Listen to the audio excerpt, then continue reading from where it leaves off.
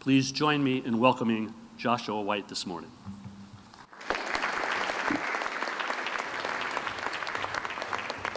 Thank you, Kieran. First, I'd like to thank the organizers of the ACAMS 9th Annual AML and Financial Crime MENA Conference for inviting me to speak to you this morning.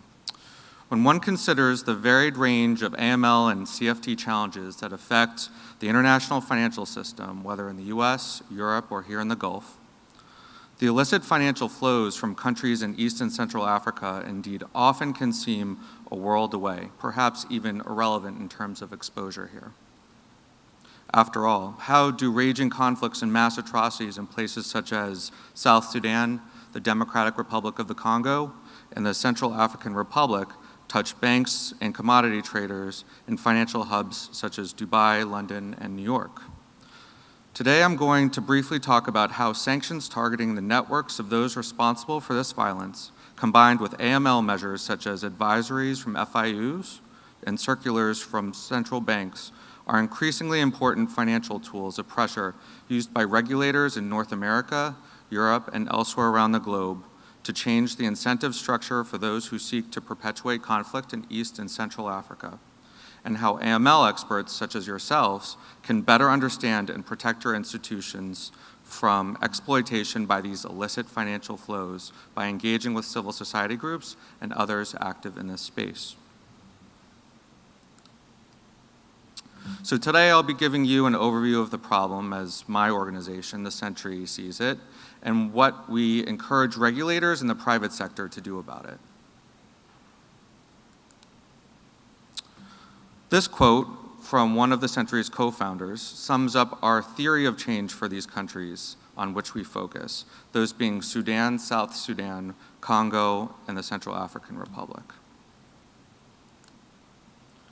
Here's what we believe: that state and non-state actors in these countries, in order to maintain power for self-enrichment and personal profit, commit mass atrocities and sustain conflict whose interconnectedness to the global financial system provides unique points of economic leverage to change their incentives from war to peace. By going after the money, we can create frameworks and consequences that create the foundations for peace. So what do we mean by financial tools?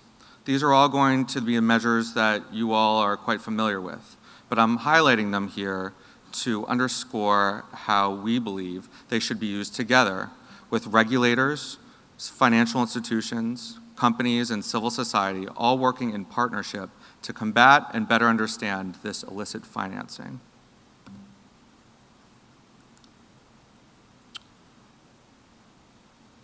Now I'm going to speak about my organization and the work that we do to support the financial tools of pressure. The Enough Project was founded about 10 years ago to raise awareness about and provide policy analysis of the drivers of conflict in Sudan, Congo, and the Central African Republic. It rose in prominence during the Save Darfur campaign, pushing for policymakers to take action about the deplorable situation there. About 3 years ago, there was a recognition by those involved with the Enough Project that solely raising awareness and pushing for something to be done about it was not enough. So one of Enough's founders, John Prendergast, partnered with his friend George Clooney, the husband of Amal, to create the Sentry. This chart visually demonstrates examples of the ties between illicit financing and the atrocities being committed in our countries of focus. As AML experts with backgrounds in how illicit financing operates, many of the examples in the next two slides will be quite familiar to you. It's no different in the case of Sudan, South Sudan, Congo, and the Central African Republic.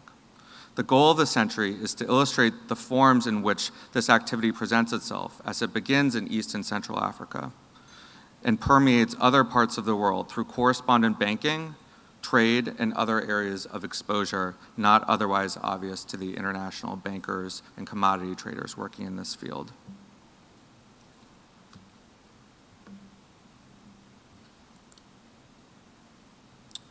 some additional examples here.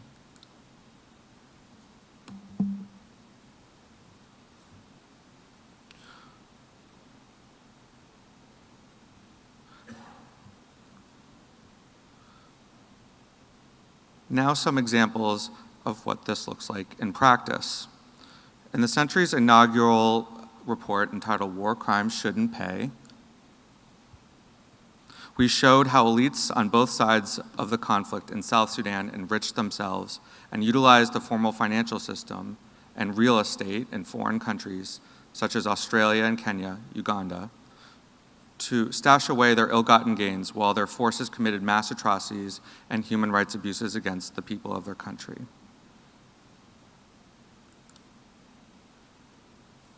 A year after the publishing of our findings, the U.S. Treasury Department used sanctions against networks involved in our reports and issued an AML public advisory to keep these actors from accessing the U.S. financial system.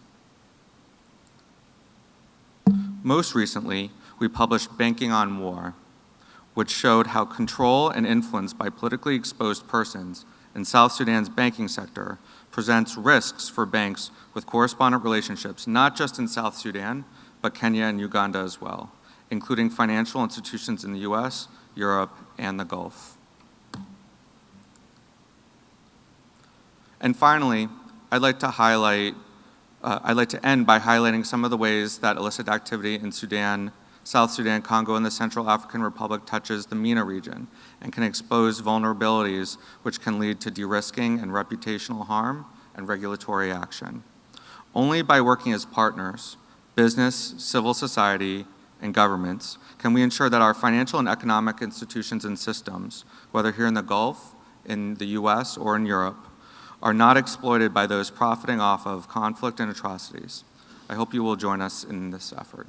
Thank you.